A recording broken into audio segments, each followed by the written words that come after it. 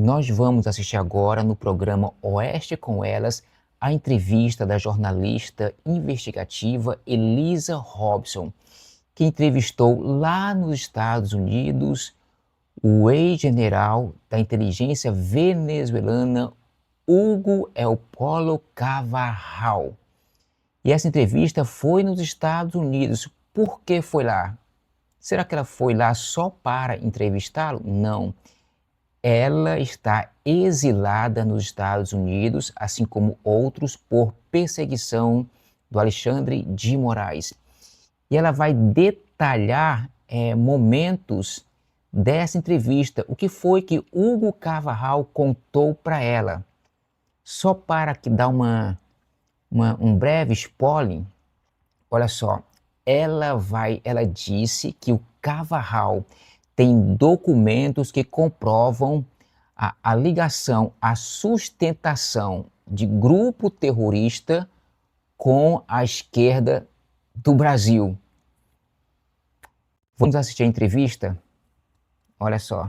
A gente conversa com a jornalista brasileira Elisa Robson, que mora nos Estados Unidos, sente na pele perseguições de Moraes, de falta de liberdade de expressão. Elisa entrevistou Hugo Carvajal, conhecido como El Pojo, ex-integrante do governo de Maduro, venezuelano, preso agora, ele foi preso na Espanha, está nos Estados Unidos, diz que o governo venezuelano bancou mais de uma vez, né, com bastante dinheiro, integrantes do PT, da esquerda brasileiros, o próprio governo Lula, para financiarem campanhas por aqui, o que é crime no Brasil. A gente entende todos os detalhes a partir dessa entrevista agora, que muito gentilmente nos concede. Tudo bem, Elisa? Bom dia, prazer em conhecê-la por aqui também, já acompanho o seu trabalho, seja bem-vinda ao Oeste com Elas. Bom dia, muito obrigada pelo convite. Um prazer conversar com vocês. Nosso, um tema importantíssimo. A primeira pergunta de Juliana Moreira Leite. Bom dia, Elisa. Elisa, há relatos que existem documentos e provas ligando o financiamento político a operações do narcotráfico, né? Você pode comentar sobre a veracidade dessas alegações, se elas foram confirmadas por Carvajal e quais seriam os principais atores envolvidos nisso?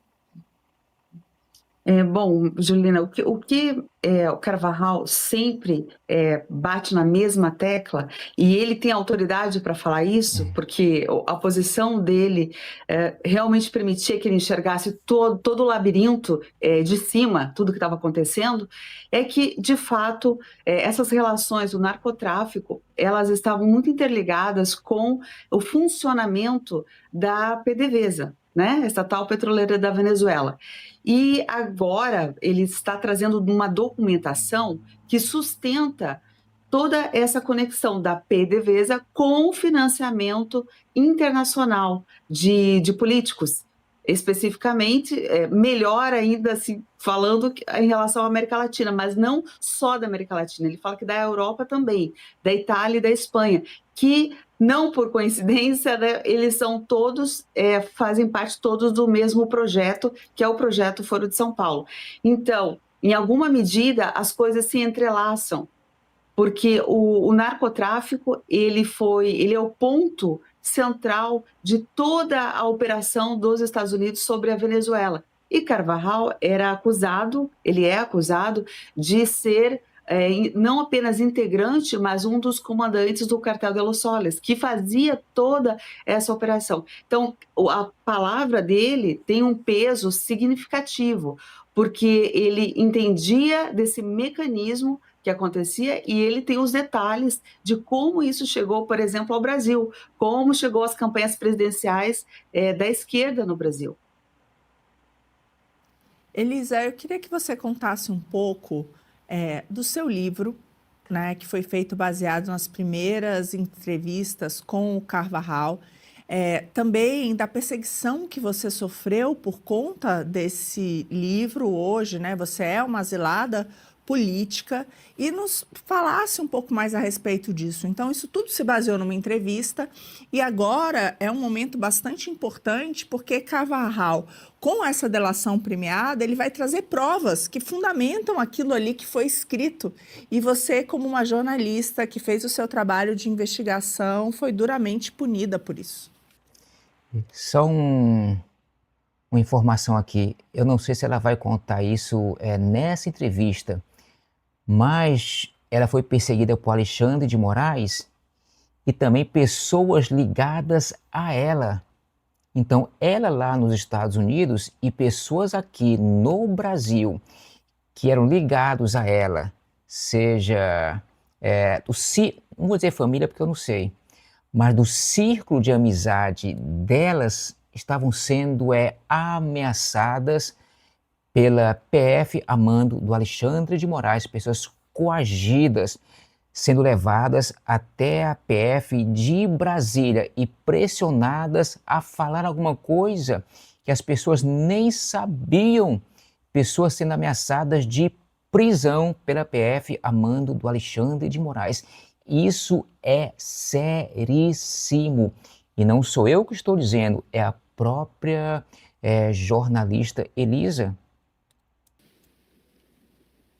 O livro que eu publiquei, esse e-book, na verdade, ele foi o que desencadeou a perseguição, no meu caso, né? Porque Alexandre de Moraes diz que essa investigação, essa reportagem, o fato de eu ter ido atrás das denúncias que Carvajal fez lá na Espanha, isso teria sido parte, uma peça da tal da trama golpista. Então, ele usa bastante a criatividade para inserir essas informações muito sérias, né, de financiamento internacional do poder no Brasil, como se fosse algo elaborado especificamente para um projeto de golpe no Brasil. Vocês entenderam? Ela foi até a Espanha apenas com o endereço, não sei se era da casa do Carvajal, mas enfim, ela foi com o endereço e conseguiu esse contato. E ela escreveu um livro sobre o Carvajal. Aí o Alexandre de Moraes disse que tudo isso é parte da trama golpista. Meu Deus do céu, qualquer pessoa de direita, se der um espirro, esse espirro faz parte da trama golpista, meu Então, Deus. é uma coisa completamente absurda, né, de se afirmar. Mas não é tão espantoso vindo do STF, não é tão espantoso vindo de Alexandre de Moraes. E o que o meu livro, ele, na verdade, trouxe à tona foram os detalhes de toda essa delação que Carvajal começou a fazer lá na Espanha. Então, ele traz os números, traz nomes, traz as pessoas de toda a América Latina que estava trabalhando junto para que, por meios ilícitos, o dinheiro e o financiamento de campanhas presidenciais ficasse acessível para toda essa esquerda latino-americana, especialmente da parte sul da América do Sul. Tanto é que ganharam o poder aí tanto na Argentina, no Brasil, na Colômbia, em vários países, em função disso, é o que nos traz o Carvajal. E além dessas denúncias, agora ele se posicionou para oferecer novos documentos. Ele já tinha alguma documentação, algo que ele já tinha apresentado e explicado muito bem para a justiça, tanto na Espanha quanto nos Estados Unidos. Mas agora ele se propôs a trazer novos documentos, inclusive hoje, nós estamos divulgando que houve uma alteração da data do julgamento dele, que ia ser agora dia 29 de outubro e foi transferida para o dia 19 de novembro. Em função do quê? Dos novos documentos que ele está apresentando sobre este financiamento ilegal na América Latina. E isso indica que a justiça considerou altamente relevante essa nova documentação, porque se fosse algo trivial, o julgamento continuaria e não se daria valor para isso. Mas, ao que tudo indica, então nós teríamos aí informações de muito peso em relação ao que aconteceu no Brasil. Paula? Elisa, recentemente o governo americano ele pretende reabrir as investigações em relação ao Odebrecht, os acordos que foram feitos ali na Lava Jato, nos Estados Unidos. Você acredita que isso pode ter alguma relação com as revelações que o Carvajal pode trazer? E mais, em relação às perseguições que você está sofrendo, você está tendo algum respaldo dos americanos para a sua própria proteção? Sim, porque eu estou aqui na condição de asilado. Então, quando você está em asilo, você tem toda a proteção do governo e das autoridades. E é exatamente o meu caso. Então, eu só posso falar o que eu estou falando agora, eu só posso comentar, só pude ir atrás do Carvajal para entrevistá-lo novamente, porque eu estou aqui, protegida, né, pelas leis americanas, pela justiça americana. Se eu estivesse no Brasil, isso jamais poderia, né, eu nem poderia estar em público falando, tamanha a perseguição que acontece contra a liberdade de imprensa no Brasil. Ai, como é bom morar em um país onde você é protegido pela lei. E sobre a outra pergunta, a questão da Odebrecht, com certeza toda essa trama que foi revirada pela Lava Jato, né, que veio à tona e que nós descobrimos tantos detalhes, isso está diretamente conectado com a delação do Carvajal. Eu mesma perguntei para ele, nessa nova entrevista que nós fizemos, onde estaria, se ele saberia dizer onde poderia estar o dinheiro da Lava Jato, que a Lava Jato recuperou da Petrobras, que não veio, né, que não voltou para os cofres públicos, porque não foi 100% do dinheiro que retornou. Teve uma parte desse dinheiro, que é a maioria, que ele sumiu. Nós não sabemos onde foi parar. Sabemos se foi parar nas mãos de traficantes, se foi parar na mão de políticos, se foi parar nas mãos de partidos políticos, nós não sabemos para onde foi. E eu perguntei para o Carvajal exatamente isso, se ele tinha informações desse caminho por onde o dinheiro percorre, uma vez que nós temos a conexão da PDVSA com a Petrobras, por exemplo, né? Uma vez que nós sabemos que houve uma forma de operação dessas estatais muito similar para o desvio de dinheiro, para a lavagem de dinheiro. Então, muito provavelmente toda a situação, seja da Odebrecht, tudo que estiver relacionado ao que a Lava Jato investigou, tem sim uma conexão e uma investida para se saber mais detalhes agora relacionado a essa ligação com a Venezuela em especial. Infelizmente, a pergunta de Marcília. Tudo bom, Elisa? Prazer falar contigo. Bom dia. A minha pergunta é a seguinte: eu queria que você explorasse um pouco para a nossa audiência qual é a relação, né, do Maduro, ou qual é a relação do governo com o judiciário lá. Como é que isso funciona lá para a gente entender essa aliança que, enfim, supostamente a gente também tem desconfiado que ocorre aqui no Brasil? E se você tem alguma informação também da relação do governo de lá com o judiciário aqui brasileiro. Eu também perguntei, eu conversei com ele sobre isso, e eu perguntei especificamente sobre ministros do STF que poderiam ter essas conexões com o Maduro, quais eram as ligações que poderia existir e que nós ainda não temos, né, essas informações, pelo menos em público. E esse foi um outro ponto que ele se resguardou e provavelmente vai entregar na sua delação, se há alguma conexão. Isso foi algo que eu considerei extremamente importante, porque nós temos um STF totalmente ideológico, né, que foi colocado ali pela esquerda, de forma muito parecida com o que houve na Venezuela. A cooptação total da Suprema Corte da Venezuela foi algo tão estratégico quanto nós vemos no Brasil.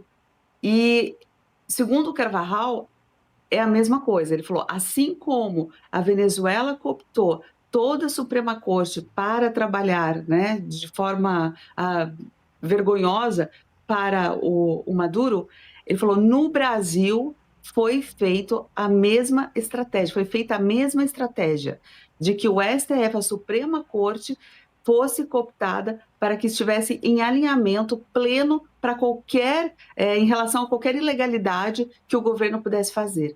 Então, existe algo assim planejado, né? Não é algo acidental, é algo planejado e que se repete nessas ditaduras latinas. Vocês entenderam? Isso que ela falou é muito sério, é gravíssimo que o Carvajal contou para ela, porque não foi um achismo do Carvajal. Ah, eu acho que o STF do Brasil. Não, ele deve ter certamente, com certeza, provas do que ele está falando. Que o STF ali foi montado, no caso, a maioria, né? Parece que ali só se salva o Fux e o André Mendonça. A maioria foi colocada ali para proteger a esquerda, para proteger o Lula. Meu Deus. Fico curiosa também para entender um pouquinho, Elisa, como se deu essa transição. Tanto não sei se vocês lembram, o próprio Gilmar Mendes, eu acho que foi até em Portugal, num evento que teve lá, ele disse claramente que graças ao STF que o Lula está onde está. De aliado do Carvajal, né, da ditadura venezuelana, agora um suposto traidor deles, dos ex-companheiros, né? Por que ele resolveu acabar delatando tudo isso, conversar com você? Como se deu essa prisão dele na Espanha? Agora ele estaria mais protegido, então, nos Estados Unidos? Teria algum tipo de alívio na própria condenação, fazendo essa delação toda? Sim, Carvajal, ele era um dos braços direitos, lá era o braço direito, desculpa, do Hugo Chávez. Então, na verdade, era Maduro e Carvajal que trabalhavam juntos ali. Quando o Chávez morreu, houve uma disputa entre os dois, né, sobre quem assumiria o poder e, na sequência, um acordo. Neste acordo, Carvajal, que já ocupou várias posições, ele foi deputado federal, general, diplomata, né? Ele ocupou várias posições lá na Venezuela, acabou aceitando esse acordo, e o que ele me explica desse rompimento foi que o posicionamento de Maduro foi um posicionamento de traidor. Ele não era o combinado que ele se tornasse esse ditador, né, que era apenas para eles levarem a Venezuela ao crescimento, à prosperidade. Mas então Maduro assume essa posição de ditador e começa a eliminar, né, todos os concorrentes, não apenas os inimigos, mas quem poderia concorrer com ele neste poder. E daí começa a perseguição sobre Carvajal, e Carvajal começa a fugir e começa todas as acusações, todas as questões aí mais graves que envolvem o governo da Venezuela, começam a recair sobre Carvajal, segundo todas as acusações de Maduro. Então, por causa disso que houve essa separação entre eles, e agora Carvajal se vê como um possível salvador da situação, né? Ele diz que o sonho dele, o objetivo maior dele é fazer com que Maduro caia, né? Seja derrubado e seja exterminado. Esse é o objetivo dele. Por isso, ele também colabora intensamente com ele e está disposto a expor com comprovações, com documentações, todos os braços de Maduro para se manter nesse poder, entre eles os seus aliados. No caso, Lula, que se diz que volta e meia, né, a sua assessoria diz, não, Lula quer assumir um papel de mediador nessa crise entre Venezuela e Estados Unidos. Não, né, Carvalho diz, não, ele não é um mediador, ele quer assumir o papel de protetor, ele é protetor das ditaduras. É por isso que esses discursos dele e toda essa preocupação com a ação norte-americana na América Latina tem vindo à tona, porque não é que ele queira ser um mediador, ele é um protetor dessas ditaduras. Meu Deus. Julie? Microfone, Julie, acho que não está ligado, né, agora do sim. X. Agora sim, Julie. Oi, você teve a sua conta do X bloqueada, né? E você configura isso como uma censura? E como você analisa a situação da liberdade de expressão do Brasil, de jornalistas que fazem denúncias políticas de grande impacto? Bom, o fato do Alexandre de Moraes ter ameaçado o Elon Musk com uma multa de $20.000 por dia, caso o meu perfil no X continuasse aberto para os brasileiros, isso é uma violência sem tamanho para alguém que exerce a profissão de jornalismo. Né? Um jornalista não pode ter as suas redes sociais, o seu canal de comunicação censurado, porque isso é explicitamente um ataque muito violento contra o exercício da profissão. Então, no Brasil, você tem uma dificuldade muito grande no sentido de aprofundar qualquer questão que seja sensível ao governo, ou seja, que exponha, né, suas conexões perigosas, e é esse o papel do jornalismo, né, expor exatamente tudo o que se quer esconder, enquanto o governo pretende esconder tudo, o jornalismo tem que colocar isso à tona.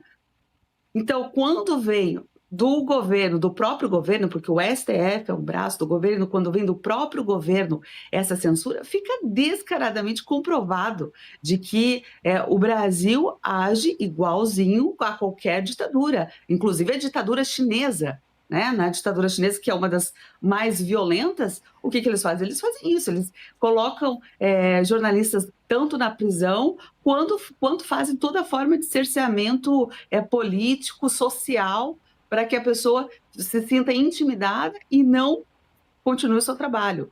Então, eu considero que o que fez o STF foi uma violência de um grau muito elevado para calar, para emudecer realmente uma pessoa como eu, que se dispôs a trabalhar profundamente numa investigação jornalística.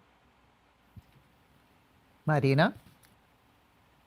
Elisa, eu escutei em uma das suas entrevistas você também comentando sobre a rede de apoio de grupos terroristas. Então, como que pode se dar também o apoio, por exemplo, o Hamas, Hezbollah? Sabemos que o Trump também está indo na linha dessa investigação. Eu queria saber se você também perguntou para Carvajal a Presta atenção na resposta da jornalista.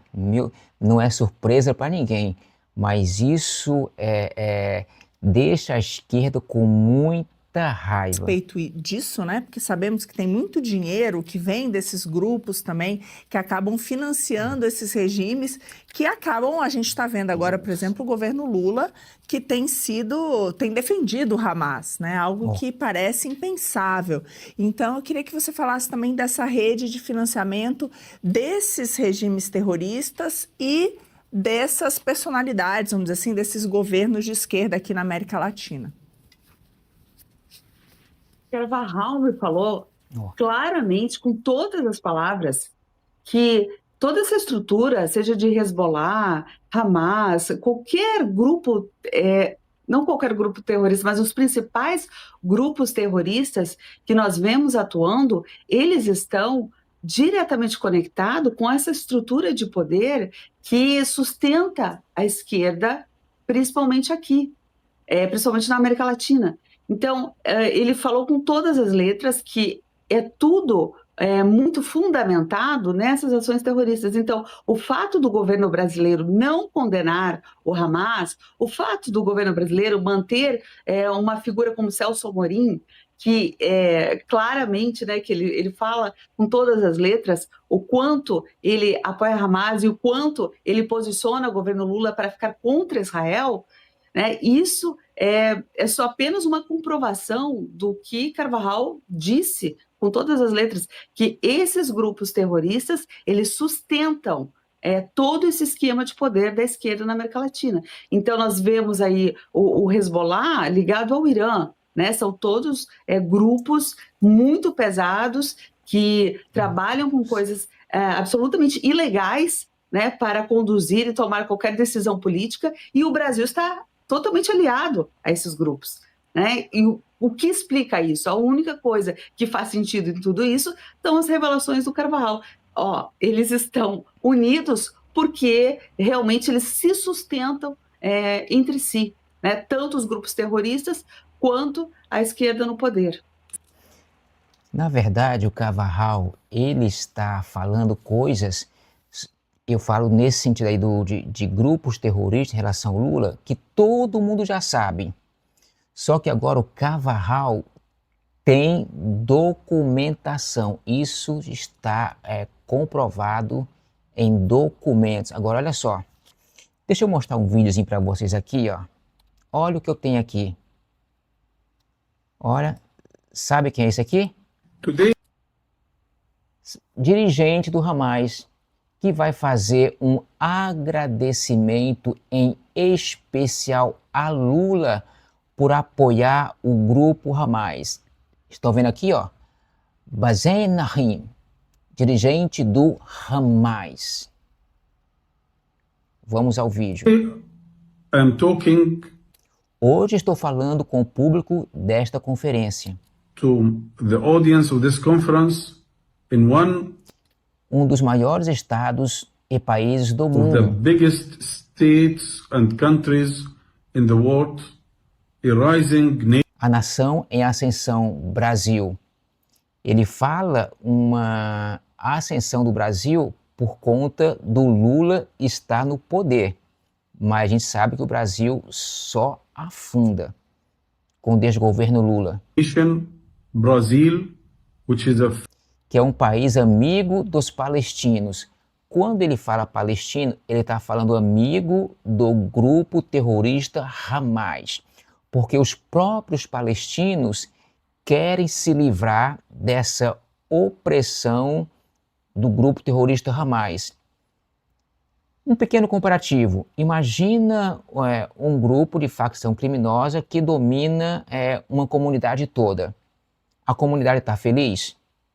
Não, quer se livrar, mas não tem como por si só se livrar dentro do próprio cerco ali e acharco e domínio de uma facção criminosa. Não tem como, tem que conviver e procurar manter uma relação ali de paz.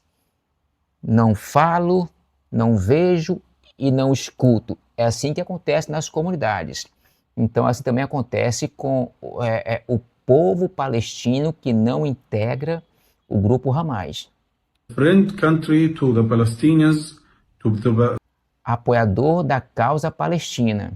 Ou seja, o Brasil, o Lula, apoiador da causa terrorista Hamas. supporter of the Palestinian cause, and we are Estamos realmente honrados com really honored of all the current todas as statements declarações of the atuais de officials, oficiais. in particular the statements of President Lula about his commitment and courageous stances to support the Palestinian cause, and in particular to call for a ceasefire and to stop this aggression against our people.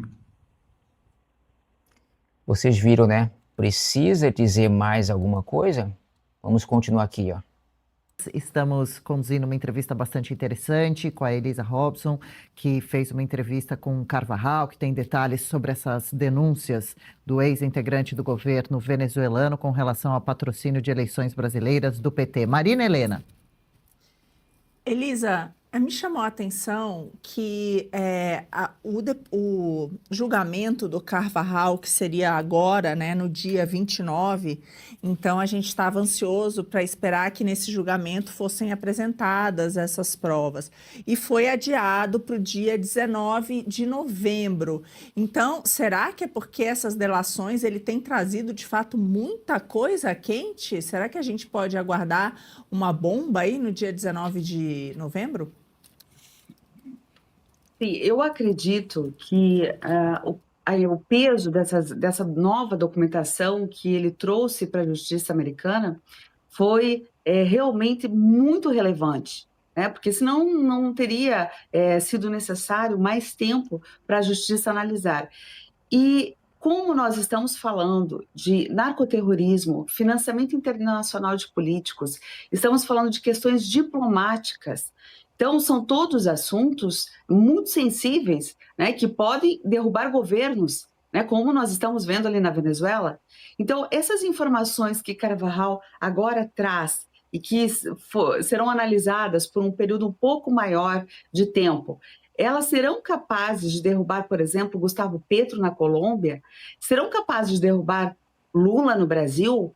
Então, nós precisamos entender e ter um pouco de paciência, às vezes, né, todo mundo fica um pouco ansioso em relação a isso, porque elas podem ter todo esse poder no sentido de que se tornam provas de algo internacionalmente orquestrado, então, e relacionado com as drogas, o que é extremamente sério para o governo norte-americano, que é o alvo dessa gente, né? Se Lula ainda fosse um aliado dos Estados Unidos, ainda teríamos um outro cenário, mas ao contrário, Lula é um antagonista a ele. Então, fica muito claro que o governo americano está interessado em se aprofundar nessa parte agora da investigação de Carvajal relacionada aos governos da América Latina, especialmente da América do Sul. Nós vimos que nós estamos há 10 meses com o governo Trump, então demorou, digamos assim, 10 meses, 11 meses para que algo contundente contra Nicolás Maduro fosse feito. Então, não é uma coisa do dia para a noite. Então, nós estamos acompanhando o que está acontecendo, por exemplo, com a Nicarágua, né, que vai agora ser sobretaxada em 100% por Trump, com Gustavo Petro, que lá na Colômbia também Trump tomou uma medida para cortar financiamentos também que eram feitos dos Estados Unidos em apoio à Colômbia. E no Brasil estamos aí com as taxas de 50%. Então, o governo americano trabalha para asfixiar financeiramente essas ditaduras, e agora, com essa documentação, com essa participação do Carvajal direcionada para os países latinos, nós temos, então, um cenário que pode ser um divisor de águas, que pode realmente mudar o curso da história que nós estamos acompanhando até agora. Muito provavelmente, toda essa estrutura do Foro de São Paulo vai começar a derreter em torno dessas informações. Agora, no dia 19 de novembro, na audiência, não acredito que essas informações que serão julgadas ou analisadas pela justiça americana venham imediatamente a público para que nós tenhamos acesso. É muito provável que essas informações nós venhamos a entender o que está acontecendo mediante a reação do governo norte-americano. Ou seja, se houver provas mostrando detalhadamente o percurso do dinheiro. Então, nós vamos ver os Estados Unidos agindo nesse ponto, né? Veja que Trump autorizou a CIA a trabalhar com ações encobertas na Venezuela, ou seja, de forma secreta lá para levantar as informações. Então, essa é uma reação importante que pode, talvez, ser autorizada no Brasil, né? Pode ser autorizado na Colômbia, em função do quê? Em função do que se vai ter como resultado dessa nova audiência do Carvajal. Oi, Elisa, também é tudo muito sério, muito grave, estamos todos aqui impactados com tudo que estamos falando.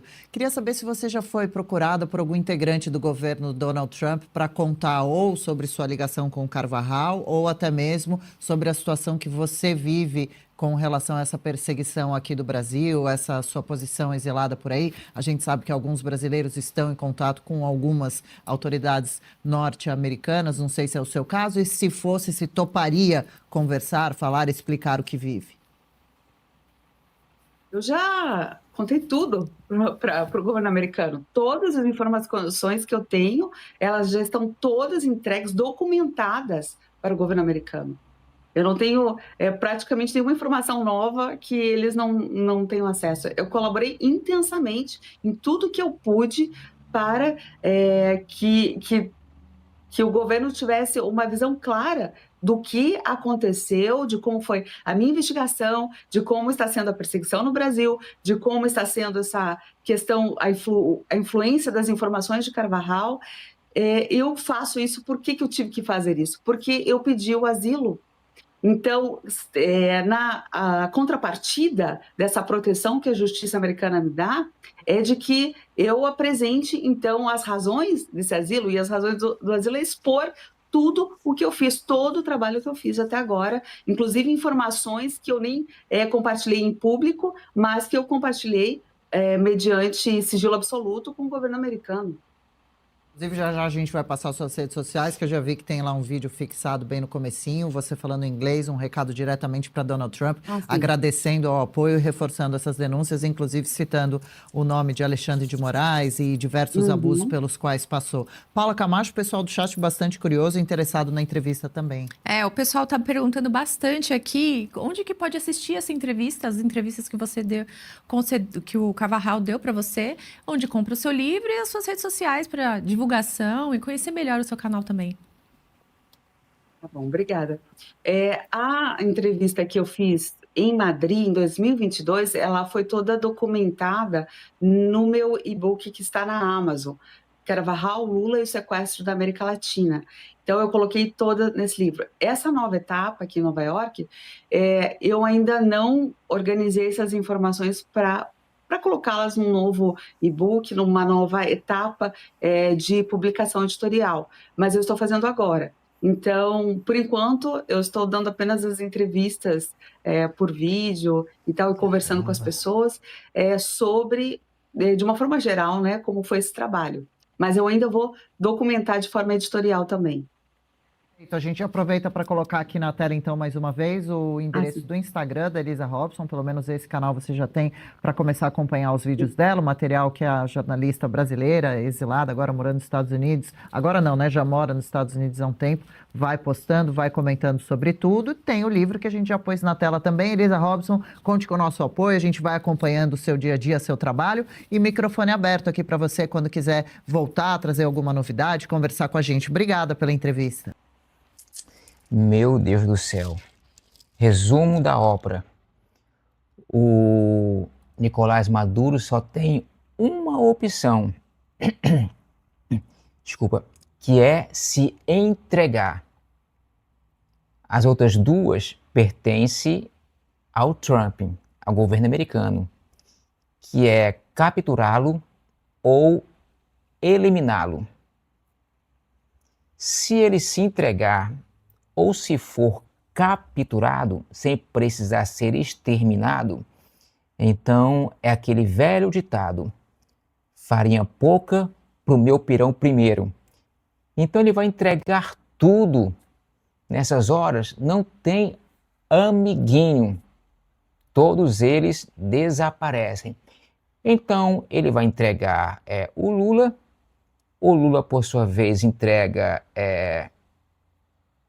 o Moraes, juízes esquerdistas,